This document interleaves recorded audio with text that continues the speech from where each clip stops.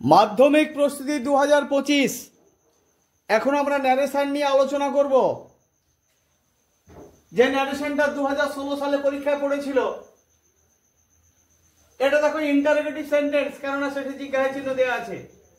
Interrogative সেন্টেন্সে narration change করতে গেলে প্রথমে সাবজেক্ট, তারপরে আস্ক, তারপর ডাব্লিউএইচ ওয়ার্ড অথবা ইফ, তারপর সাবজেক্ট, আবার ভার্বের পাস্ট টেন্স। এই লাইনটি কিন্তু মনে রাখতে হবে।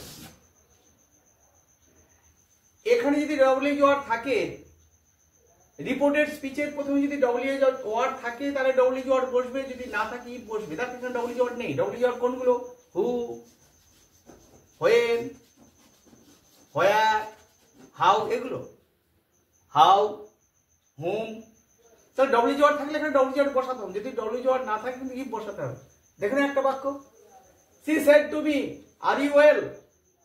তাহলে সেড টু পরিবর্তে কি করে বলছি? Ask, she ask me, WH word নেই ইফ। তাহলে ইউ মানে কাকে বোঝাচ্ছিল? মি কে। ইফ আই, এবারে পাস্ট টেন্স ছিল, এখানে সেড ছিল পাস্ট টেন্স, তাহলে এটাও past tense. If I was well. He keep saying I am very lucky, এটা 2015 সালে পরীক্ষা করেছিল। এটা অ্যাসার্টিভ সেন্টেন্স। অ্যাসার্টিভ সেন্টেন্সে কি ইনভার্টেড কমা তুলে দিয়ে দ্যাট যোগ করতে হবে আমরা জানি। তাহলে he keep saying that he is very lucky. যদি রিপোর্টিং ভার্বটা প্রেজেন্ট কিংবা ফিউচার টেন্সে থাকে তাহলে রিপোর্টেড স্পিচের টেন্সের কোনো পরিবর্তন হয় না, অর্থাৎ যে টেন্স ছিল সেই টেন্সেই থাকবে।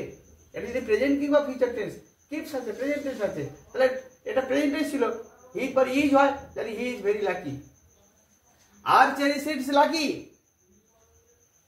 আক্স রাকেশ। তাহলে রাকেশ আক্স কথাটা এই সামনে ছিল, তাহলে রাকেশ আক্স, ডাব্লিউএইচ ওয়ার্ড নেই এখানে, তাহলে আমরা কি দেবো? ইফ দেবো।